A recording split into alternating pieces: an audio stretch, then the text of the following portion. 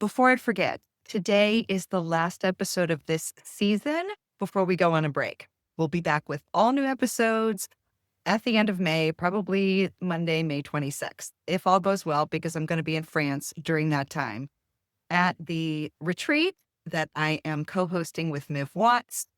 And I'll be able to tell you all about that after it happens. Today's episode is a bit longer than most, and that's because Ros Byam Shaw, my guest, has such a lovely way of talking about interiors. So to help you navigate this longer form interview, I just want you to know that the first part, maybe the first third or so, is us talking about the difference between glamorous celebrity type homes that we all are used to seeing and maybe get frustrated with because they are not within our reach, and the design benefits of living in a smaller, more realistic sized home. Then for the rest of the interview, we move on to photos pulled from the book. We talk mostly about how these small rooms work, even for people who are maximalists or love to collect things. So you may want to watch this episode, or at least that part of the episode, on our YouTube channel. Just search Slow Style Home on YouTube, or you can always see the photos on the show notes page of the website, slowstylehome.com. Click on podcasts. You'll see all the show notes pages there. Okay, let me tell you about Ros Byam Shaw. Ros is a longtime journalist for such publications as, well, I think the king of all design magazines, World of Interiors, as well as the venerable British publications House and Garden and the Sunday Telegraph, etc.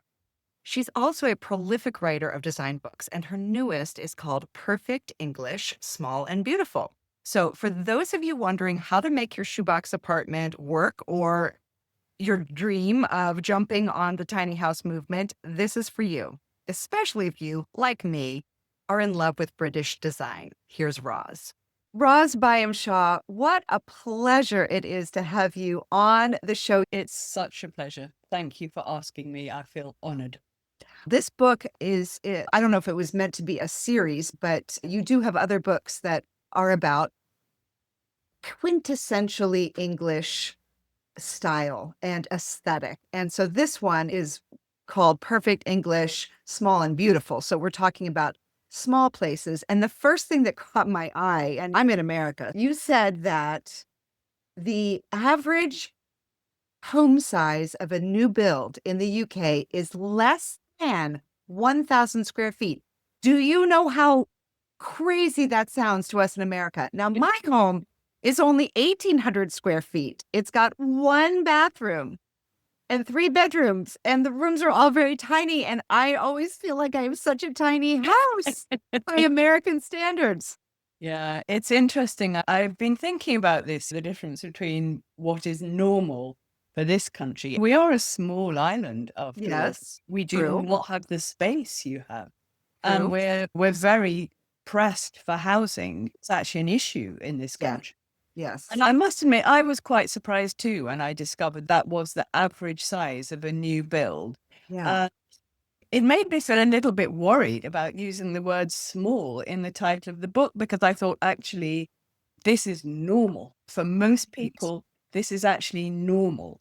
But the context of using the word small is in a big, glossy coffee table book. Those sorts of books are much more commonly featuring houses that I would call big. I don't know what. Yes. Mansions. States. They're mansions. Yes. If you're talking about English houses, you're talking about manor houses, you're talking about vicarages. So you're talking about houses that have got big rooms, that may have quite a grand staircase, that have probably got 4 bedrooms, that have probably got several bathrooms. Tall ceilings. Yeah, exactly. And these houses, the houses that are featured in this book, have none of those things. Most of them are 2 bedrooms. One of them is 1 bedroom. I don't think any of them have more than 1 bathroom. And the rooms are small. So Here, one of your, I felt justified in using the word small in the title. yes, I love it. One of your homeowners said something about he loves that he can sit in a chair and lay his feet out, touch the wall or something. Yeah, no, that's Guy Marshall. And I have to say, his house is, if not the smallest, one of the very smallest. I think the frontage is something like 12 foot across. So that is how wide the rooms are. His house was actually an inspiration for the book because it's an absolute jewel box of a house. It is. Very modest, humble from the outside, and open the door and there's just this treasure house of beautiful things, beautifully arranged. And you were earlier talking about how often these books and magazines are effectively aspirational. They are there to inspire you, but they're not attainable for most people. Most of us don't have the budget to have a house of that sort of lavish grandeur. But what I wanted to do with this book was to show that you can still create real beauty, real aesthetic surprise and joy, as well as comfort on a much smaller canvas. And you really can. And a couple of things about that. You also say that it doesn't mean you can't have grand gestures in a small space. You talk about there are some walls that are the whole wall is filled with a tapestry, which you would think of as being in a museum or being in a huge stairwell or and it works. It works anyway in this small space. It does. Yeah. Does work. Sort of design, not exactly cliche, but it's a known thing. Designers, professional decorators will often say, don't be afraid of going overscale. So don't go underscale, go overscale. Yes. So if you're going to put a light fitting in a room, make it a really big one. Don't be afraid, go for big scale. And it's so interesting how the same can apply in a small room.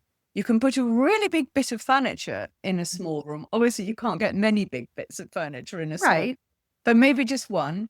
And it actually won't have the effect of making the room feel smaller. It's an odd thing. Yes. And going back to Guy Marshall, he has a 4-poster bed in his bedroom that literally fills the bedroom.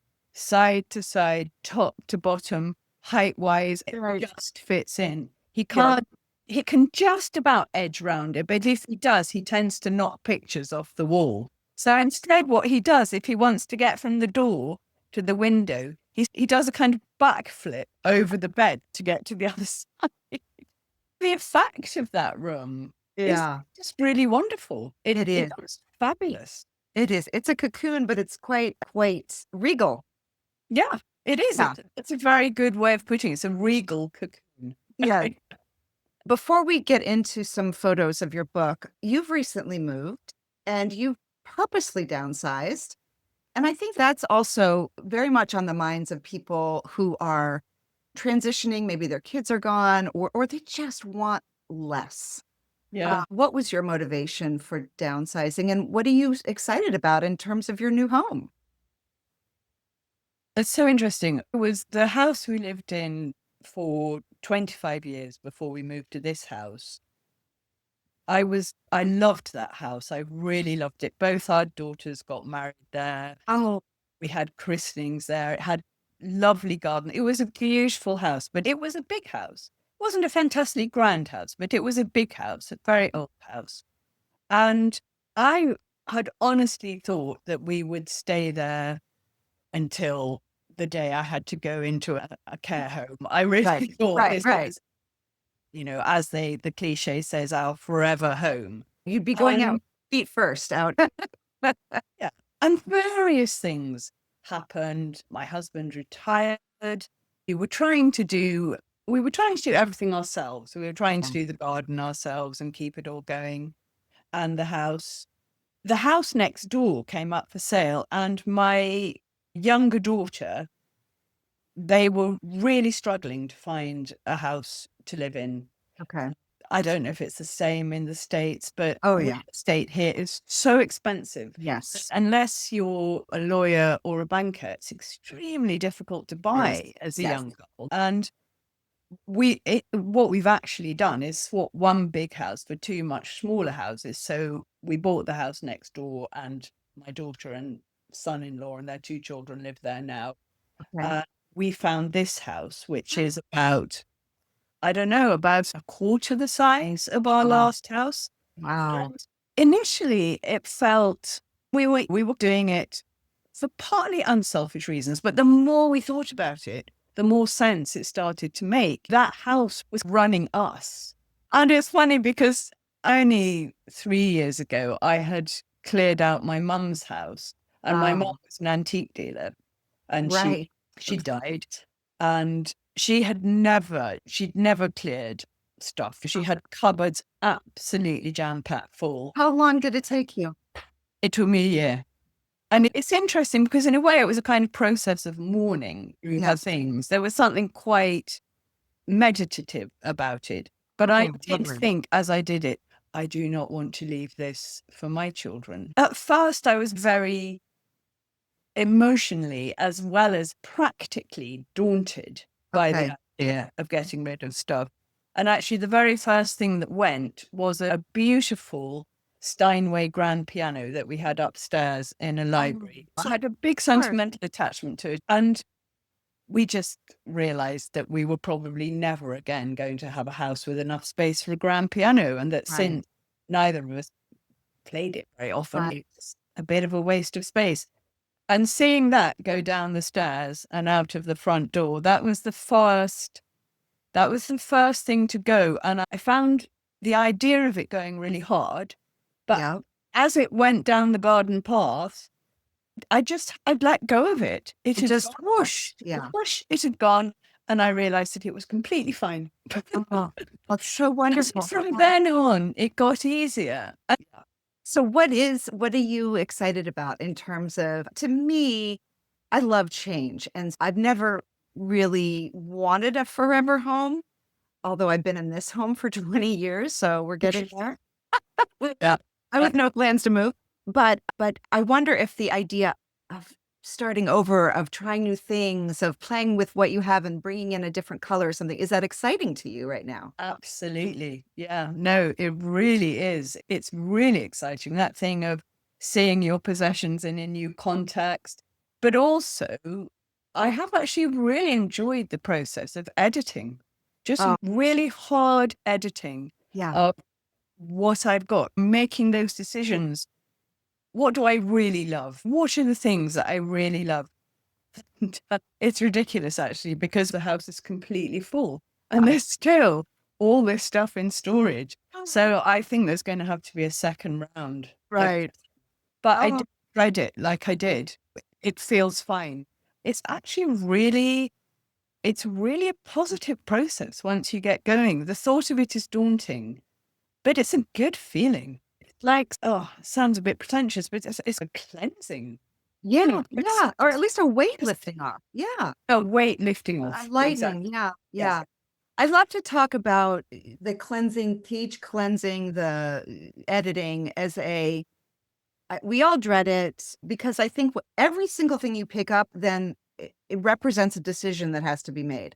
Yeah. What am I going to do with it? Where is it going to go? And if it doesn't have a space, oh my gosh, now I have to think about how I'm going to store it. And so it is tiring, but I also feel like you said this so beautifully about really going through your things and asking yourself, what do I love and what do I still love? I've evolved, I've changed, my life experiences changed me. And so it's okay that what I used to love, maybe I don't love as much. And I just, it's a great, if you take the time, it's again, not to sound too pretentious, but it's a bit like therapy. It is. No, you're so right. My mum found it very difficult to let go of things. It was harder for her. And sometimes she would say, as she got older, "Oh, darling, will you help me clear out this drawer?"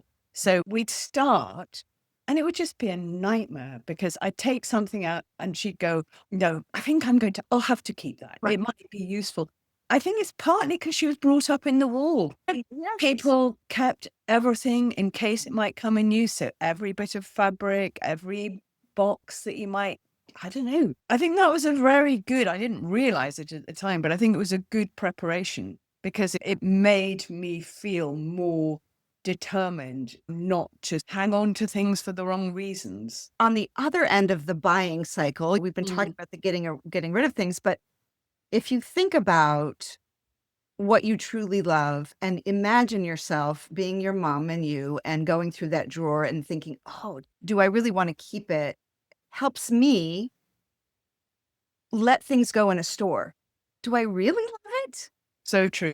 I mean, So, I'm of an age where I don't really need anything. It's just no, want. exactly. And so it really, there's a higher bar for what I'll Yeah.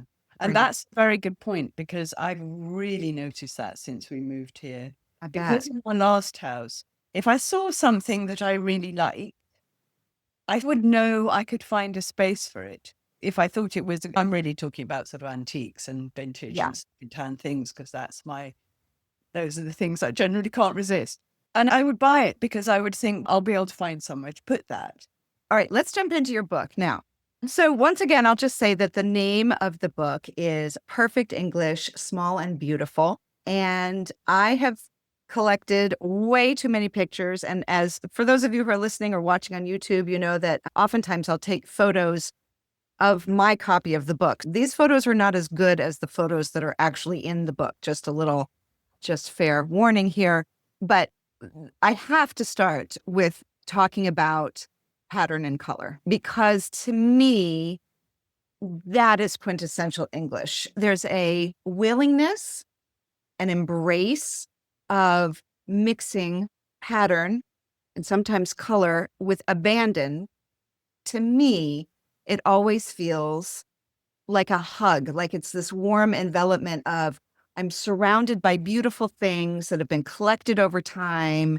And it's always collected over time. It never looks like this was all picked out on one day and it all matches. Yeah, I think that's key to what you would think of as classic English style.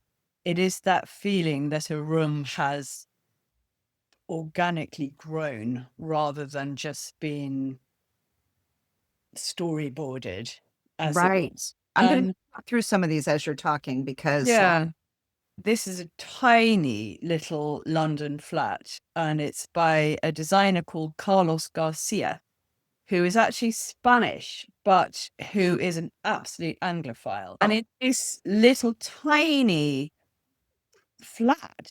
He's used a lot of color and pattern. This is a William Morris yeah, wallpaper. I think it's called Daisy, and it's fabulous. it And he is. picked up the various different colors in it, the turquoise, the mustard, blue, the red for the cooker. And it's Yeah. a crazy mix. It's a very small room. It's Yeah. effectively a corridor between the hall and the bathroom at the back of the flat. But it really sings. I feel is exuberant. Yeah.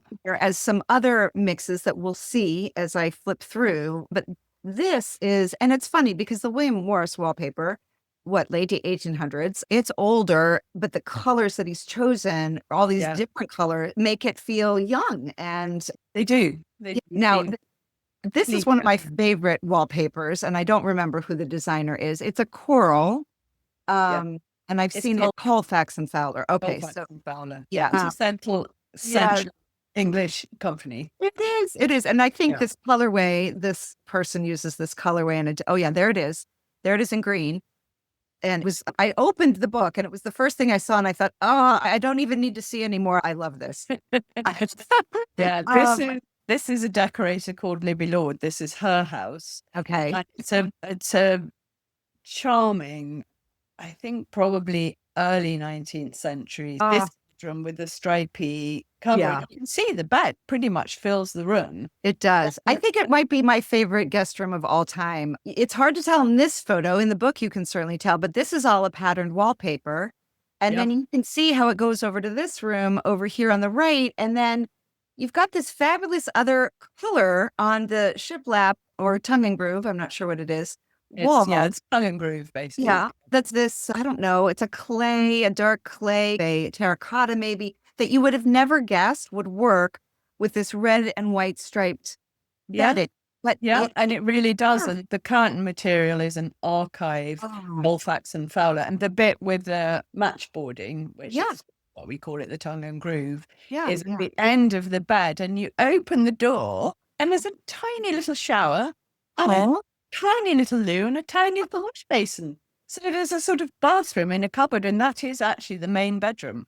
in Yeah. the Oh, house. this The is the other, main bedroom. Oh my gosh. Wow. That's when I was a kid, I was fascinated. I started flying at a very early age, and I was fascinated by the bathrooms in airplanes yeah, and then later on in ships, everything about a ship, because it was everything you needed yeah, in this tiny space, and everything had a place, and everything was thought through so carefully about.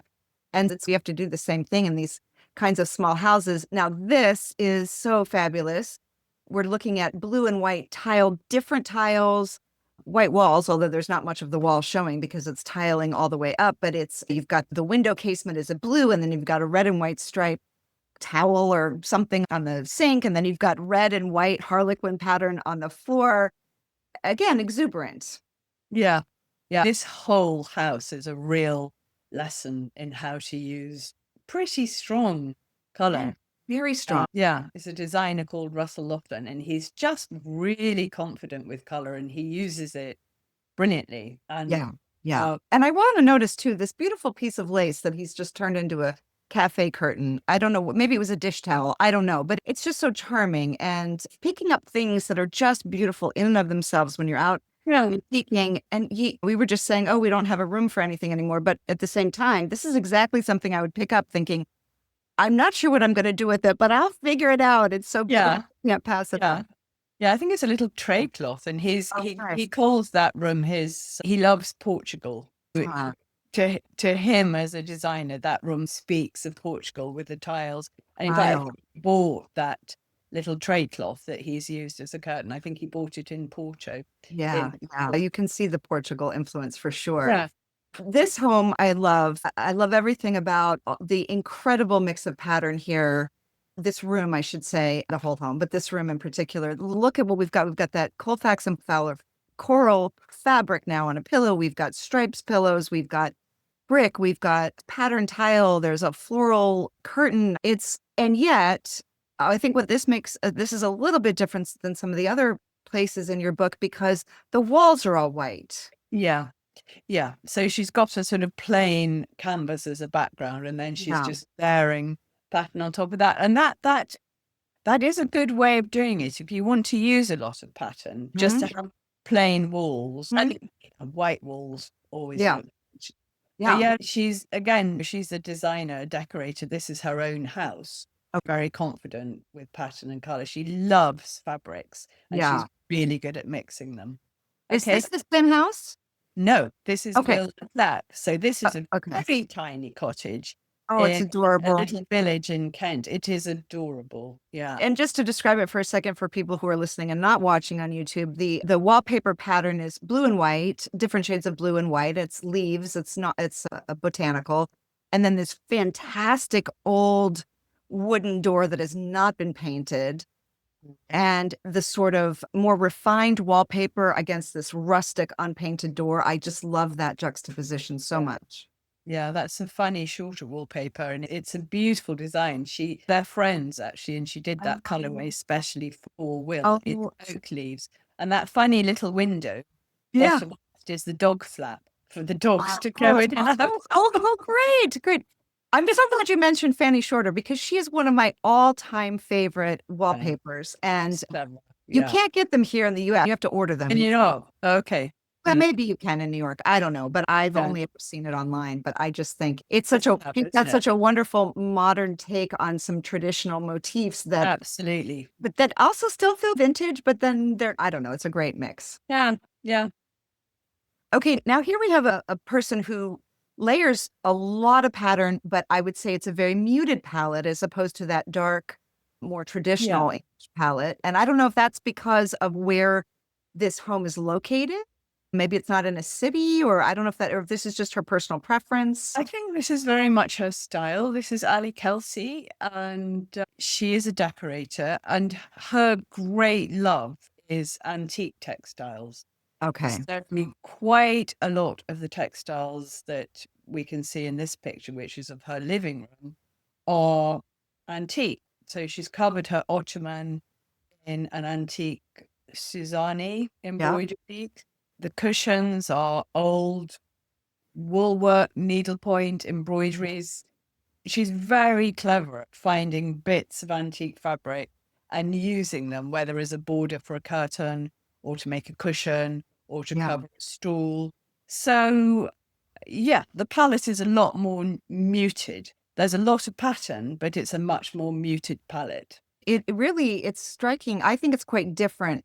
It has a different feel. It's a little bit more airy because of the color palette. But if you really look at how many fabrics she's using. She's got an old Persian rug on top of a, I don't know, a coir rug or a seagrass rug or something. She's got a striped sofa with, as you said, needle pointed pillows. She's got a Suzanne. She's got the long curtains, and then she's got the Roman shade. She's got a table covered in a completely in a tablecloth.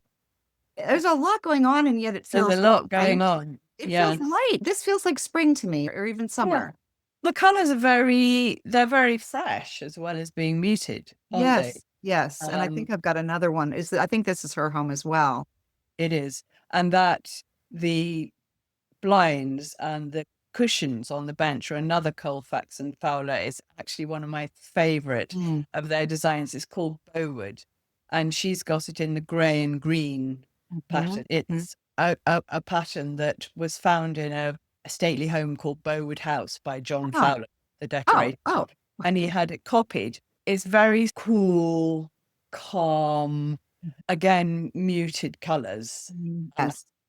That's the feel again in this image, isn't it? The cushions are, some of them are using antique fabric, some of them are not. They're a mix. I can picture myself just lying on this banquette. So it's a banquette in the little eating kitchen area.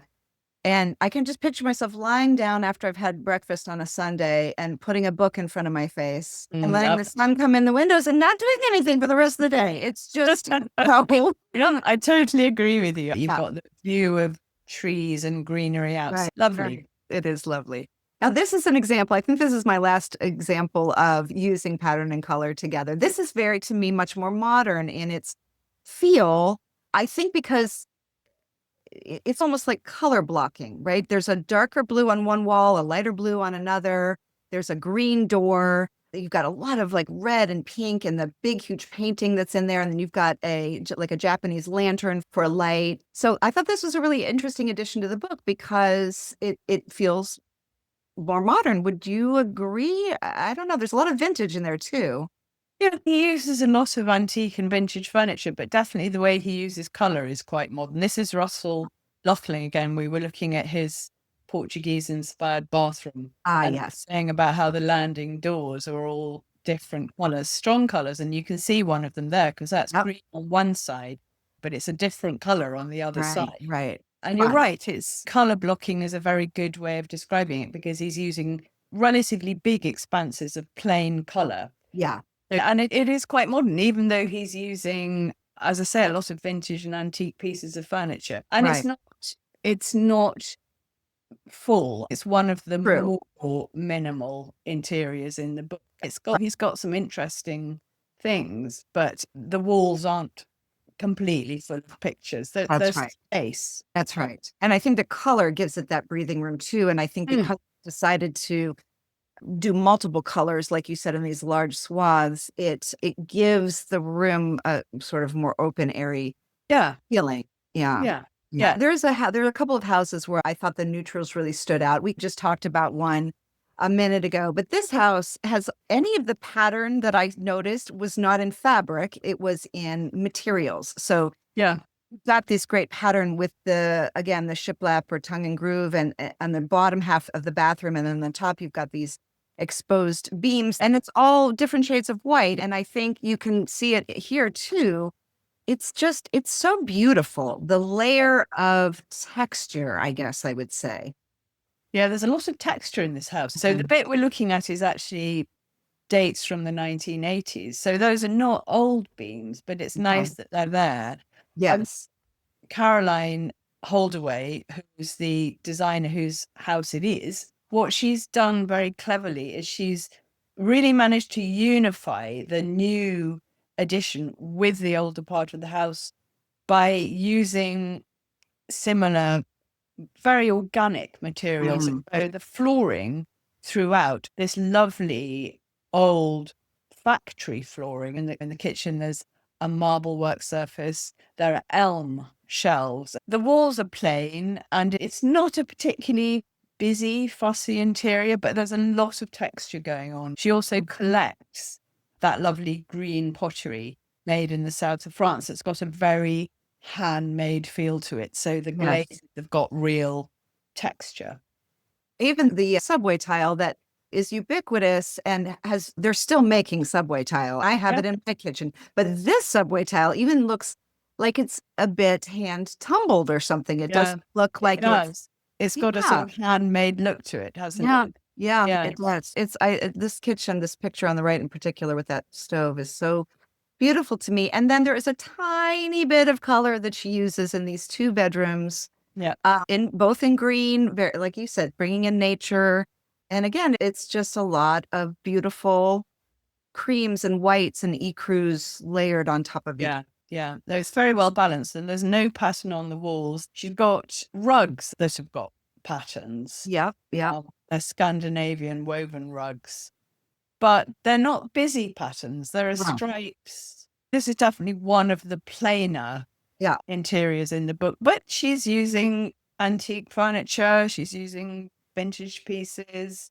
Right. But that the effect is actually quite modern, I think. Yes, I agree. I think because of its simplicity, and I think you really notice the silhouettes and the lines of the furniture, of the walls, of the floors, of that. I think that kind of makes it feel a bit modern. Yeah. So I enjoyed that one. And then we moved to, I was going to say Bauhaus. It's not Bauhaus. It's Brutalist. So there's this Brutalist building in London, and which basically, if you don't know what Brutalist is, it's from about the 1960s, and it's a style of architecture that was eschewing all what do we call it? Decoration. Like it was no flourishes, right? It's no flourishes and a lot of concrete. So.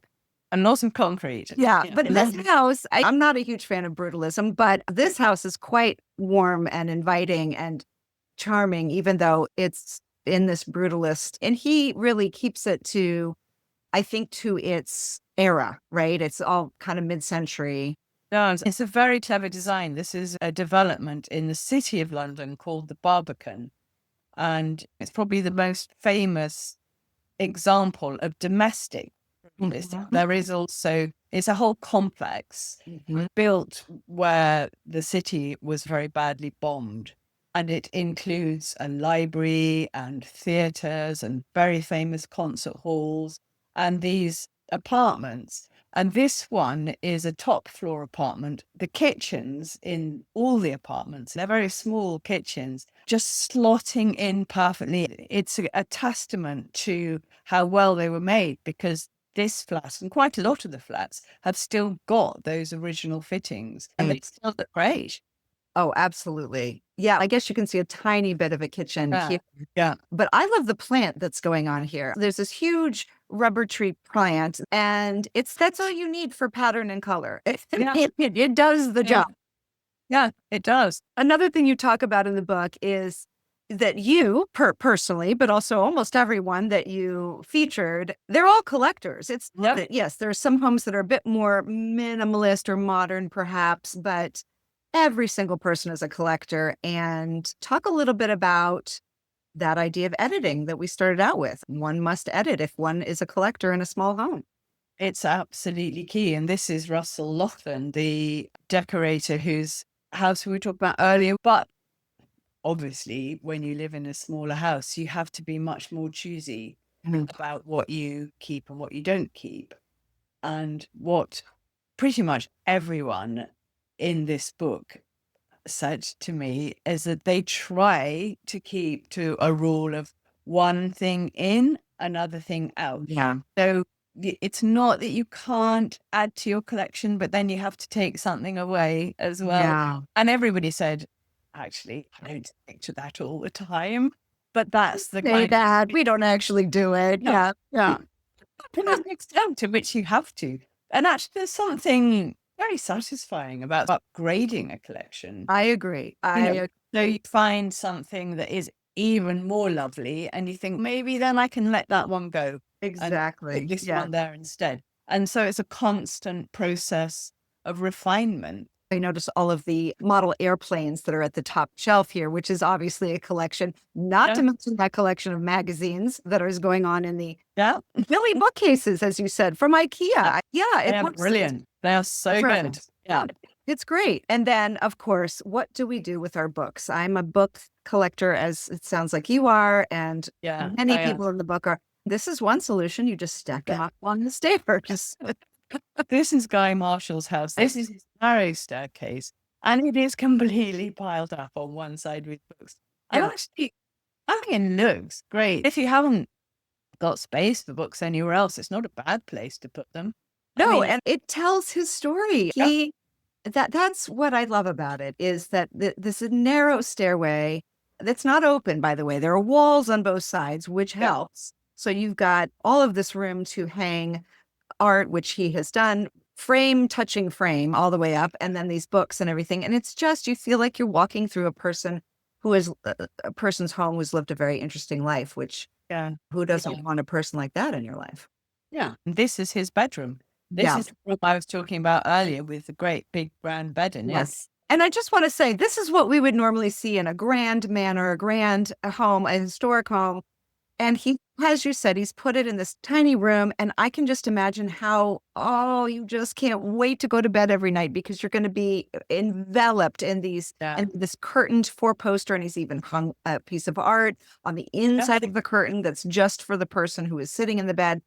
Yeah. You look into this room and the impression is just of not exactly grandeur, but a sort of splendor. When you were thinking, oh, it's a little tiny room, I bet you only put small pieces in it. It would just be ordinary. Yeah, that was a good way to put it. And this, I think, is his room as well. Or his house as well. You mentioned in the book that this screen covers some of the more utilitarian kitchen appliances, right? This is tiny. It's like a hallway that leads to a kitchen sink. And he's managed to fit in this cloth screen that sits on the floor. What is it covering again?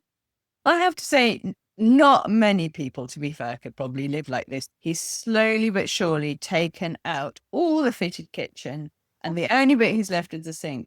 And what he cooks in, and I don't know if you've ever come across one of these in the US, you probably haven't. It's called a baby belling, and it's a very old-fashioned little electric cooker. It's about the size of a microwave. I don't think they make them anymore. And he says he's roasted a pheasant in it for friends. He says he has. So I have to believe him. But I think literally that's what's behind the screen. He's got this corner cabinet that is from the ceiling to halfway down the wall. So it doesn't take up any floor space. Where he's put china, and then underneath that is this old wingback chair, and then he's got tons of stuff on the wall. And look, he even has not just curtains, but he even has helmet. Yes, just unbelievable. It's like I feel like he is saying, I can't bear to not live with the things that I love and the things that are beautiful to me. I have to have them. We're going to end with quite a few photos I took of the book that showed the vantage point of looking from one room into another. And I think this is such an important thing to take into consideration when we're choosing what to put in each room is the sight lines. This is back to the very exuberant, colorful home. And like you said, and here we can see there's green on one side of a door, blue on the other. Yeah. The unpainted stripe that's going up the tiny 3-step staircase is directional. It's leading you, taking you in through the room. And so this feels modern and bright and happy. And then we go back to more Victorian kind of sensibility here. And there's so much going on, and yet it works. I think because there's a lot going on, your eye accepts that, doesn't it? Yeah. It accepts that it's busy. Also, there is a kind of visual theme with the Oriental rugs. One kind of leads to the other. It looks like a real jumble, but actually it's quite difficult to get that layering to feel visually comfortable. Yes. I think you've got to have a bit of an eye for balance as well as an eye for color. Right. It's quite hard to dissect in an image as complex as that, why exactly it works. but I think there's a kind of general richness Mm. and busyness that is quite harmonious. Yeah, it's worth studying. In fact, so many of the photographs in this book are worth studying to try, as you say, to try to dissect why is this working. And I'm going to just go through a little bit more quickly a couple of more examples of that I just think you go from a great big pattern wallpaper to a smaller patterned curtain that divides one room to another. Here you've got just a great color palette of an olivey green with a terracotta color. And then you've got this, again, a patterned wallpaper that's framing it all. And then look at the amount of rugs that are layered in this. I mean, this is that same person with the little teeny tiny kitchen. It is. They almost just sink into the floor. It really, it works so beautifully. And then this is one of my favorite. This is that same Fanny Shorter wallpaper, but now we're seeing it leading into the kitchen, and that she's mixed it with this striped valance or a Roman shade that's over the kitchen counter. And there's a curtain leading into from one room to another. It's open, but it softens that transition. It just, this is such, to me, mastery of the mix. Yeah, he's very clever. He's got a very good eye. He is an avid collector. And this Yeah. is one of the fuller houses in the book. And I think it's people who are very good at anything make it look easy, don't they? Make it look like a very casual mix, but they are all very visual people. So Yeah. they will all the time have the idea of sort of balance and scale and all those things that actually make a room pleasing to the eye that will probably just be coming quite naturally to them, which is why it is quite hard to sit and absolutely dissect exactly what it is they've done and exactly why it works. You can do that. I think you can really get a lot of tips and ideas, but these are people for whom I think it probably is quite a natural sort of process. I do too. I guess I want to say to anyone listening that you can't just throw this up in one go and expect it to work. You have to play around. In fact, the more it feels uncomfortable to you or unnatural, it's not instinctual to you, the more you have to play in order to make it work. The play is fun, and you have to try it. Just try it. Just try it. And actually, play is a lovely word for it because it's such an enjoyable process. And I think what a lot of people, I think why people might struggle a bit is purely lack of confidence.